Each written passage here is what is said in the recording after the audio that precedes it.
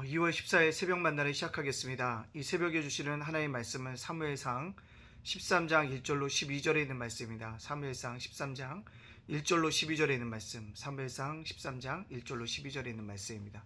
제가 봉독해 올리겠습니다. 사울이 왕이 될 때 40세라. 그가 이스라엘을 다스린 지 2년에 이스라엘 사람 3,000명을 택하여 그 중에서 2,000명은 자기와 함께 믹마스와 베델산에 있게 하고 1,000명은 요나단과 함께 베냐민 기브아에 있게 하고 남은 백성은 각기 장막으로 보내니라. 요나단이 게바에 있는 블레셋 사람의 수비대를 치매 블레셋 사람이 이를 들은지라. 사울이 온 땅에 나팔을 불어 이르되 히브리 사람들은 들으라 하니 온 이스라엘이 사울이 블레셋 사람들의 수비대를 친 것과 이스라엘의 블레셋 사람들의 미움을 받게 되었다 함을 듣고 그 백성이 길갈로 모여 사울을 따르니라.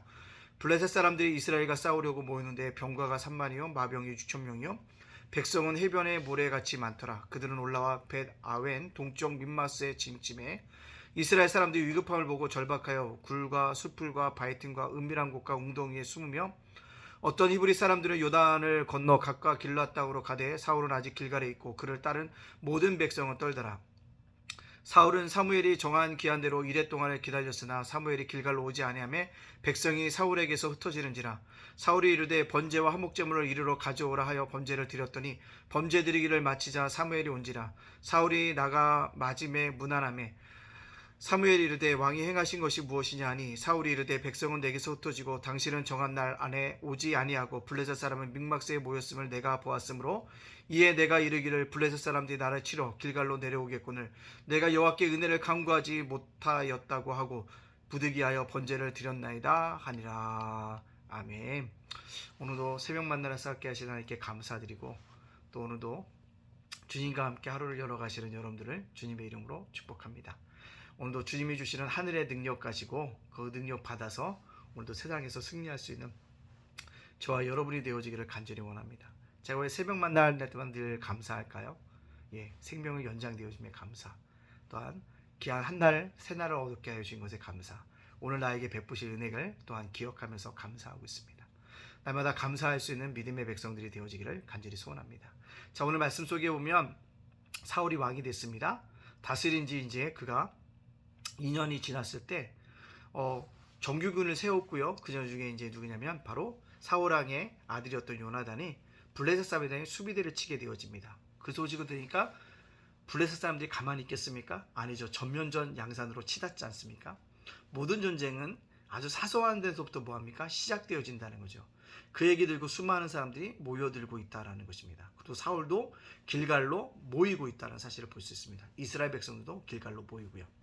여러분들 우리가 꼭 기억할 것은요. 위기는 큰 일에서부터 오는 경우도 있지만 물론은 작은 일에서부터 위기가 찾아온다는 사실입니다. 따라서 우리가 작은 일에 소홀히 하지 않고 어떤 것들을 발견할 때 그것이 하나님의 뜻이 무엇인가를 깊이 생각할 수 있는 그런 믿음의 백성이 되어져야 합니다. 자, 그러다 보니 가다 보니까요. 전쟁하러 모였더니 사울이 온 사람들이 모였습니다. 대치하고 있습니다. 누가요? 이스라엘 백성과 블레셋 사람들이 대치 상황이 있습니다. 보니까요. 수적으로 분리해요. 블레셋 사람들이 허다하게 뭐합니까? 많이 모였다라고 이야기하고 있다는 것입니다. 수많은 사람이 해변에 모래같이 많게 사람이 모였습니다. 모든 사람의 눈은 뭐합니까? 정확해요. 눈으로 보는 것은 정확하다는 것입니다. 전쟁 중에 불리한 여건 속에 놓인 누굽니까? 이스라엘 백성입니다. 그러나 이스라엘 백성들은 그 관례가 있었는데요. 전쟁하기 전에 예배를 드리고 전쟁했다는 거죠. 그 속히 누가요? 사울왕이 와서 하나님께 은혜를 간구하고 나가서 전쟁하기를 기다렸습니다. 근데 문제는요. 누가 오지 않습니까? 예배를 인도할 사무엘이 오지 않는다는 것입니다. 성경은 사무엘이 늦게 온 이유에 대해서 설명하지 않고 있습니다. 그러나 하나님이 어떻게 보면 시험의 때가 아닐까, 테스트가 아닌가 생각됩니다. 누굴요? 사울왕을 테스트하는 것이다 라고 생각이 들어집니다. 누가 조급해질까요? 사울왕이 조급해집니다. 왜요? 이스라엘 백성이 흩어질까 봐 마음이 조급해지게 되어집니다. 또 자신은 뭐합니까? 왜 사무엘만 예배 드릴 수 있지? 기름 부은 왕도 예배 드릴 수 있는 것이 아닌가라고 위치를 망각하게 되어집니다. 그리고 또 한 가지 뭐요?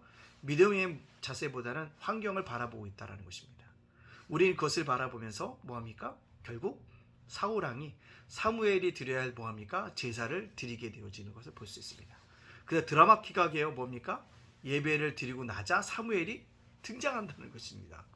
그리고 왜 이렇게 행했느냐고 물으니까 전쟁하러 모였는데 당신이 늦게 옴으로 말미암아 이스라엘 백성이 흩어지는 것들을 방지하기 위해서 했다라고 또렷이 얘기하고 있습니다. 사울 왕의 변명이 잘못된 변명일까요? 그렇지 않습니다. 옳은 변명이었습니다. 그러나 아무리 인간의 편에서 옳다 할지라도 하나님의 뜻은 아니었습니다. 우리가 꼭 기억할 것은요, 사람의 정의가 하나님의 공의는 아닙니다. 굉장히 강조하잖아요, 제가요. 인간의 정의가 하나님의 공의는 아니에요. 하나님의 공의는 인간의 정의이기도 합니다. 이것을 깨달을 수 있는 우리요, 믿음의 사람들이 되어줘야 한다는 사실입니다. 결국 사울 왕이 왜 이렇게 했을까요? 환경을 보았기 때문에 그렇습니다. 하나님보다는 블레셋 사람들의 숫자를 보았기 때문에 그렇습니다. 우린 이것을 기억해야 한다는 것이죠. 무엇을 기억할까요? 사울을 기억해야 한다는 것입니다. 오늘 저와 여러분에게 이 말씀을 적용시켜보면 뭘까요? 사울의 실패가 곧 우리의 실패일 수도 있다는 것입니다. 왜요? 우리는 어떤 일을 다투면 조급해지잖아요. 또 위치를 망각하게 되어지잖아요. 믿음보다는 환경을 바라보잖아요. 우리가 사울 왕이 왜 저렇게 했을까라고 원망하기 전에 내가 그 위치에 있었으면 어떻게 했을까? 기다렸을까? 사울처럼 번제를 드렸을까? 예배를 드렸을까? 우리 스스로에게 자문하고 물어야 한다는 것입니다. 따라서 우리가 사울처럼 행동하지 않기 위해서는 뭡니까? 말씀에 굳게 서야 한다는 거죠. 쉬운 일은 아니에요. 미안하지만 사람은요, 환경에 연약합니다. 선악과를 따먹을 때도 보니까요, 환경을 보니까 보암직도 하고 먹음직도 하잖아요. 탐스럽잖아요. 따먹을 수밖에 없다는 것입니다. 인간은 환경의 노예라는 것입니다. 그러나 믿음의 사람이라면 환경 속에 넘어 계신 하나님을 볼 수 있고 웃을 수 있어야 한다는 것입니다. 저도 이렇게 설교하고 있지만 사울의 실패가 나의 실패가 아니라고 단정 지을 수 없다는 것입니다. 따라서 사울 왕의 실패가 나의 실패일 수도 있다는 것을 바라보면서 반면 교사로 살면서 환경을 이길 믿음을 달라고 기도하시고 말씀 가운데 순종함으로 말미암아 오늘도 환경을 이겨갈 수 있는 저와 여러분이 되어지시기를 주님의 이름으로 축복합니다. 다음 세대 교회 연합 수련회가 이번 주 주일 월화에 있습니다. 은혜 가운데 우리 청소년들이 청년들이 은혜 받게 오기 위해서 잘 기도해 줄 수 있는 우리 성도님들이 되어지기를 간절히 소원합니다. 아멘. 기도하겠습니다. 사랑의 하나님 감사합니다. 오늘을 살게 하여 주시니 감사합니다. 하나님께서 하늘 위에서 베푸실 능력들을 누리며 살아갈 수 있도록 도와주실 것을 믿고 감사합니다. 날마다 감사하며 하늘을 열게 해주시고 감사함으로 하루를 달아갈 수 있도록 역사하여 주시옵소서. 오늘 주신 말씀처럼 사울의 실패를 발견하면서 나도 그 자리에 실패의 자리에 설 수 있음을 기억하고 그 자리에 서지 않기 위해서 반면교사로 삼아서 말씀 속에 더욱더 환경을 이길 만한 믿음을 강구하고 나갈 수 있는 믿음의 백성들 되어질 수 있도록 인도하여 주시옵소서.